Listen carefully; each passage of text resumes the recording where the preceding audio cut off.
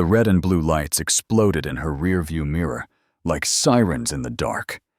Nicole Jordan calmly pulled over to the side of the empty two-lane road, her black SUV gliding to a full stop. She didn't panic. She didn't reach for her phone. She simply folded her hands on the steering wheel, eyes straight ahead, waiting. From the back seat, her 12-year-old son Malik whispered, "Did we do something wrong?" She didn't answer him. Not yet. Outside. The night was quiet, too quiet. Then came the footsteps. Slow, measured, heavy boots on gravel. A flashlight beam cut through the driver's side window before the knock came. Sharp and authoritative. "License and registration." The officer barked. White male, late 30s. Jaw clenched like he was chewing on suspicion. Nicole could see his hand hovering a little too close to his holster. She spoke with clarity. "May I ask why I was stopped?" "Officer broken tail light," he replied. But his eyes weren't on the car. They were on her skin, her hair, the subtle sharpness in her posture. License. Now. She reached slowly for her purse. Her hands never moved too fast. She had taught Malik what to do in these situations. Don't speak unless spoken to. Don't move unless told. But nothing prepares a child for seeing their mother treated like a suspect on a quiet road in a town where they'd only lived for 3 weeks. As Nicole handed over her license, the officer's flashlight swept across her dashboard, then the back seat, lingering far too long on Malik's nervous eyes. "You from around here?" "We just moved in," Nicole said calmly. The officer frowned. "Nice car for someone new. What do you do?" Nicole didn't answer. She wasn't required to. That's what made him twitch. "Pop the trunk," he ordered. "No," she replied, her voice flat. "You don't have cause."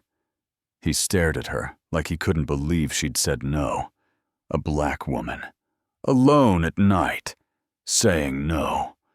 He stepped back, reached for his radio. "Unit 47 requesting backup, possible, uncooperative driver." Malik gripped the edge of his seat.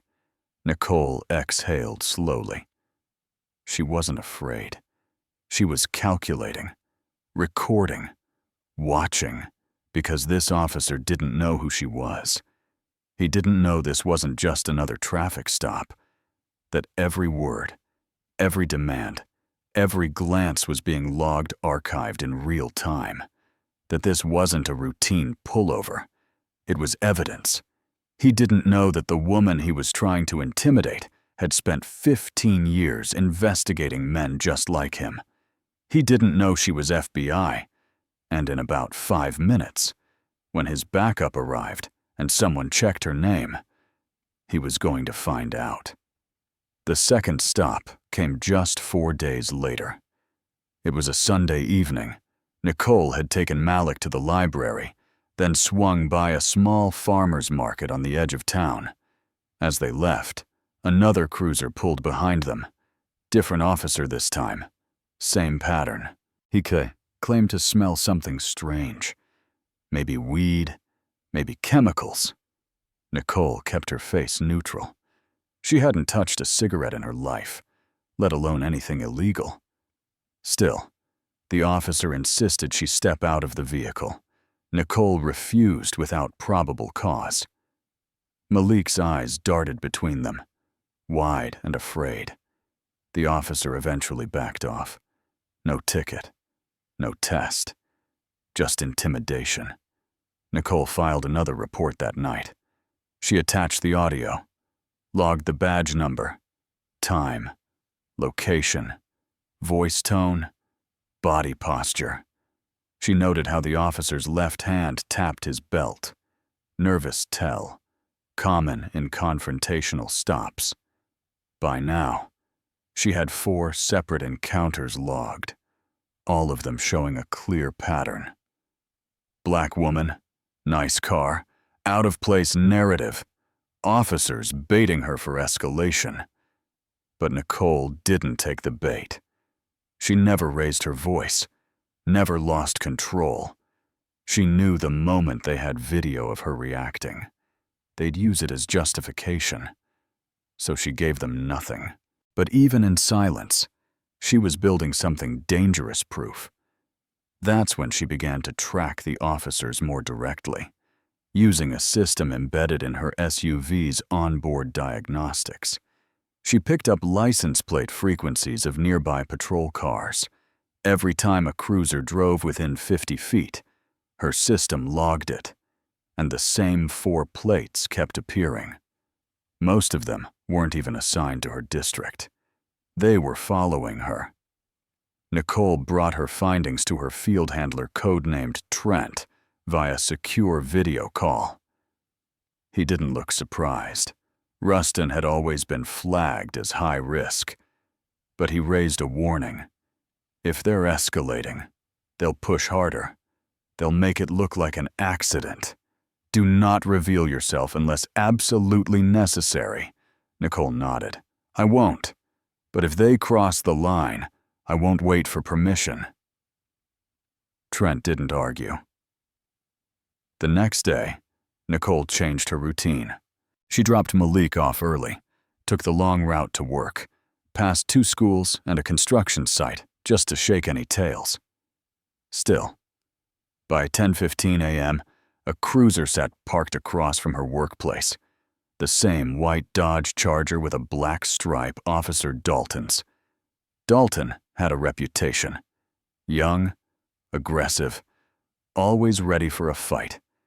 He had been involved in 2 separate use-of-force complaints in the past year, both dismissed. Both involved black drivers. Nicole wasn't surprised when she saw him idling there, arms crossed, sunglasses on. She didn't confront him. She didn't wave. She simply walked inside the building, logged the time, and made sure her car's external cameras were rolling. But then something happened. She hadn't expected the sheriff's office began receiving anonymous complaints about her. Someone called in saying Nicole was suspicious, that she recorded people without consent, that she talked like a Fed. She knew exactly what this was. Retaliation. They were fishing, trying to smoke her out. One morning, her landlord, an older white man named Reggie, knocked on her door, red-faced and awkward. Hey, listen, I got a call from someone at the town office. Asked if I knew who you really were. Said you might be running some kind of operation. Nicole looked him straight in the eye. Did you tell them what you know? He stammered. Well, I said you're quiet, respectful, paid on time. That's all I know. She smiled faintly. That's all there is to know. Reggie. But inside, she knew the clock was ticking. She sent Malik to stay with her sister in Baton Rouge for the weekend, just in case. The boy didn't argue. He sensed it too, the quiet tension in his mother's voice, the way she double-checked the locks, the way she didn't sleep much anymore. Nicole was preparing for something. She didn't know exactly what, but it was coming. That's the thing about small towns like Ruston. Once they think they've figured you out, they get bold. And boldness, in the wrong hands, turns dangerous. So she waited. She drove. She watched. And then came the night that changed everything. A stretch of highway just outside city limits. A soft rain had started to fall.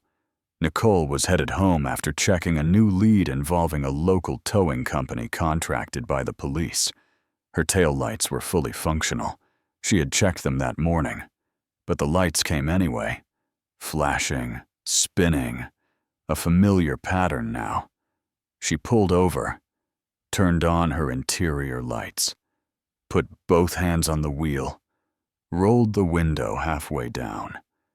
This time, it was Dalton. And this time, he didn't even pretend to be polite. The rain came down in a soft drizzle. blurring the windshield and painting the streetlights into soft halos. Nicole had been driving carefully, staying just under the speed limit, eyes flicking between the mirrors. She knew the road, she knew the weather, and she knew she was being followed. Again. When the red and blue lights flashed behind her, she wasn't surprised. She pulled over like clockwork, interior lights on, hands on the wheel, window halfway down, her voice calm. Evening. Officer. It was Officer Kevin Dalton. Again. Climax beat 1. The accusation.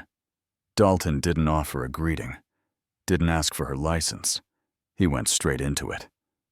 "Your taillight's cracked," he said flatly, shining his flashlight across the back of her SUV. Nicole didn't turn her head. "It was inspected this morning. No damage." He leaned closer. "You saying I'm making it up?" She replied. "I'm saying my vehicle passed inspection today. I have the paperwork in the glove box." Dalton paused, rain tapping against the metal roof above them. He didn't ask for the paperwork. Instead, his light scanned her dashboard again. "Step out of the vehicle." Nicole blinked once. "Why you're being uncooperative? I need to make sure you're not under the influence." The tone had shifted, from pretext to escalation. Nicole could hear it, that edge in his voice like he was daring her to resist. But she didn't move. "Is this a DUI check or a traffic stop for a broken taillight?" Dalton's jaw clenched. He radioed something under his breath, then stepped back. "I'm calling for backup." Nicole's fingers were still on the steering wheel, but her mind was racing. Every second was being recorded, every word saved. She could feel the moment tightening, like a trap inching Kuo Klobusira. Malik wasn't in the car tonight.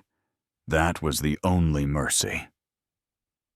10 minutes passed before backup arrived, a second cruiser, headlights slicing through the mist.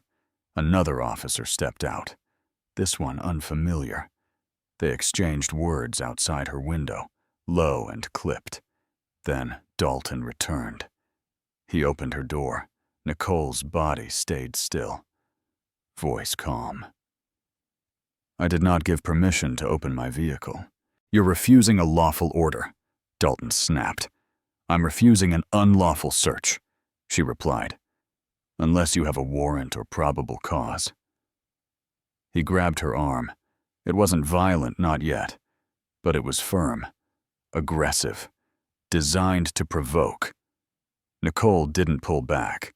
Instead, she stared directly into his face and said, "This is being recorded." That made him hesitate. Just enough. He let go, stepped back, pacing. The rain was picking up now, soaking through his uniform. But he didn't care. He was on edge, and she saw it. "You think you're clever?" he asked. "You think you're gonna walk around like you're above the law, I think," Nicole said evenly. "That I understand the law better than you do." Dalton's partner shifted uncomfortably by the other cruiser.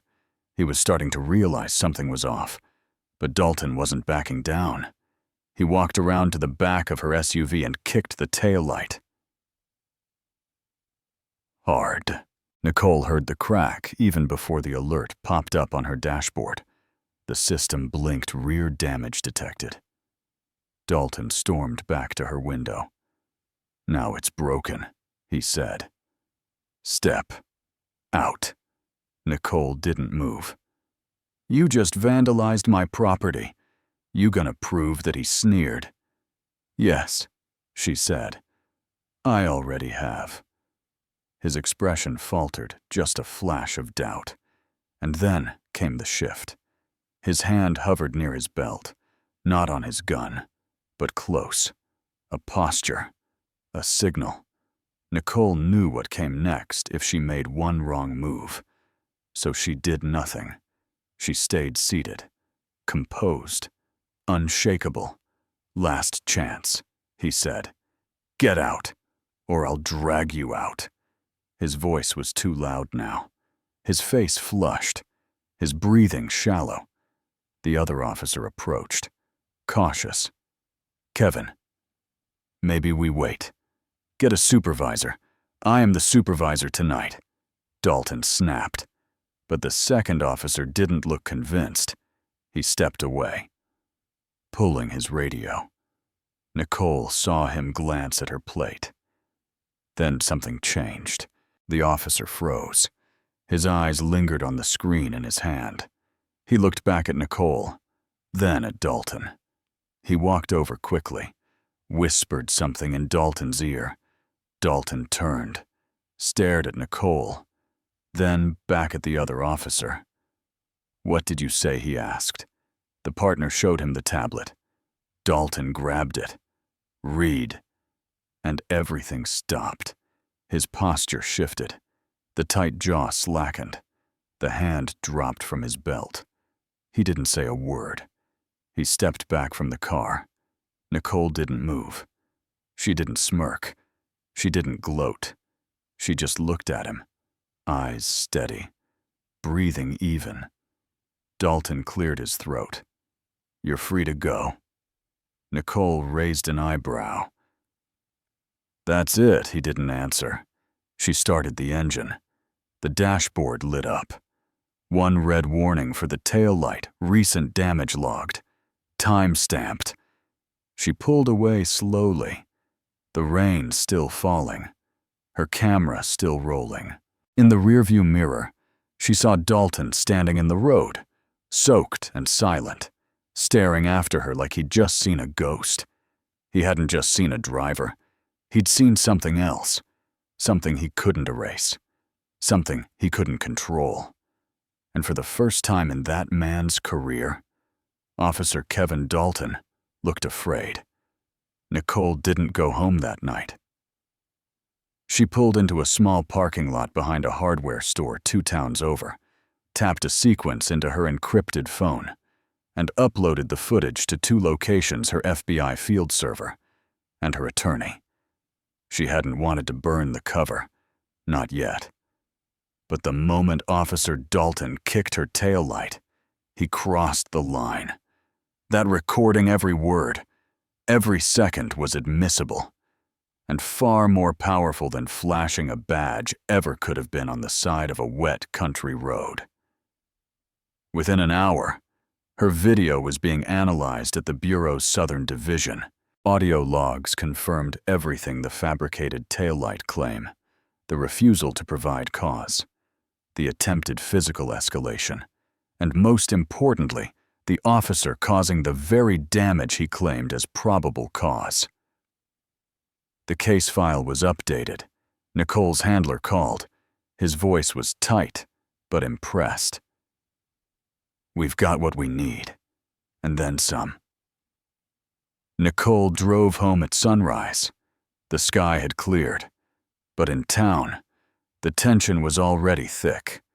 Word travels fast in Ruston, especially when one of their own loses his temper. By Monday morning, Officer Dalton was placed on temporary administrative leave pending internal review. That was the department's phrase. But Nicole knew better. She wasn't interested in internal reviews. She was interested in exposure. She filed her official complaint through the Department of Justice, not the local police.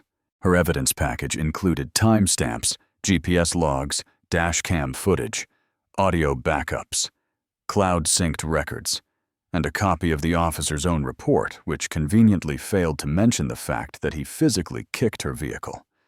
But that wasn't the twist. The twist came when Nicole requested her report be classified under Section 242 of Title 18, Deprivation of Rights under Color of Law. It wasn't just a traffic stop anymore.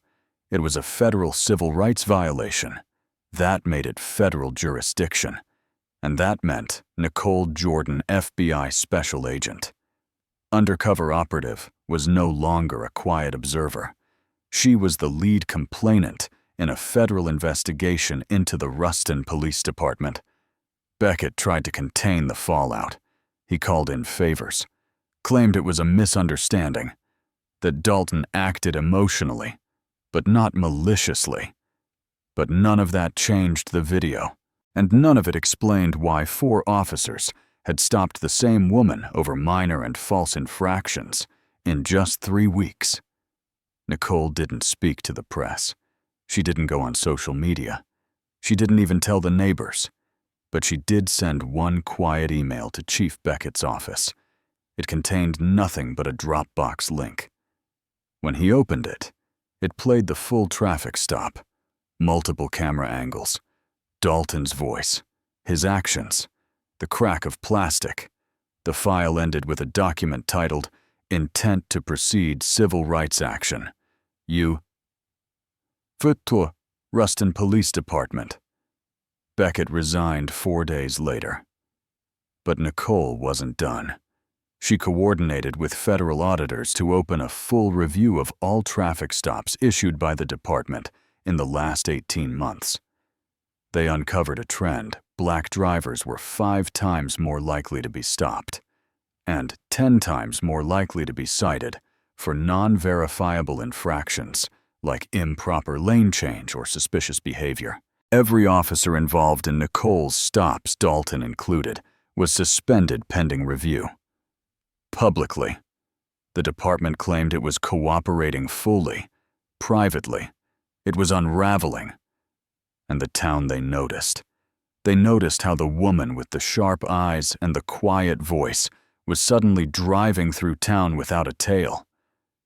How the patrol car that used to sit outside her workplace was gone.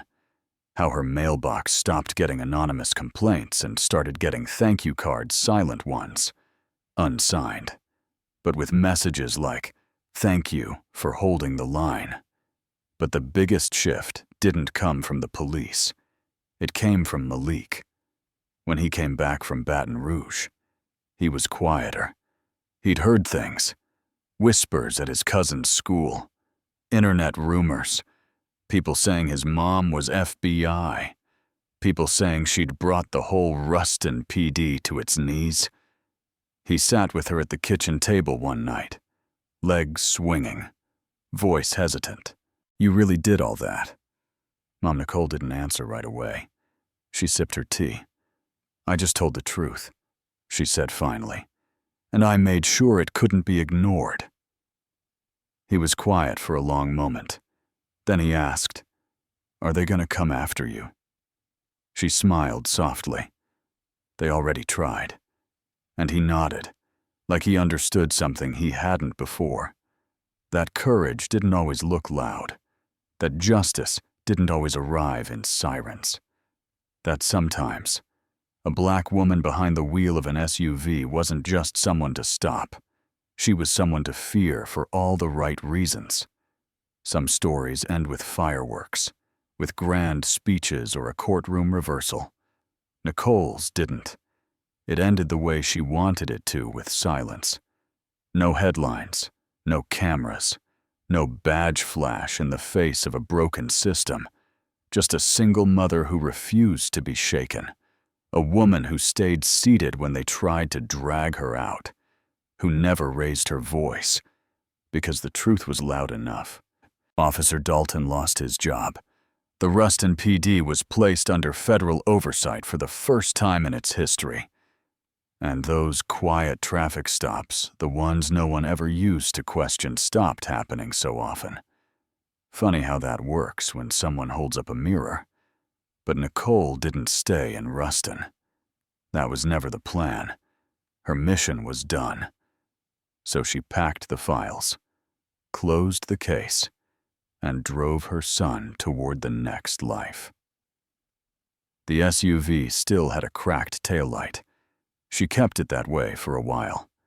A reminder, because the damage done that night wasn't just to plastic. It was to a belief that if you're calm, if you're polite, if you follow the rules, they'll see you as human. They didn't. But she made them see something else, accountability, and that was enough. Now here's what I take from Nicole's story, me, the voice behind this channel.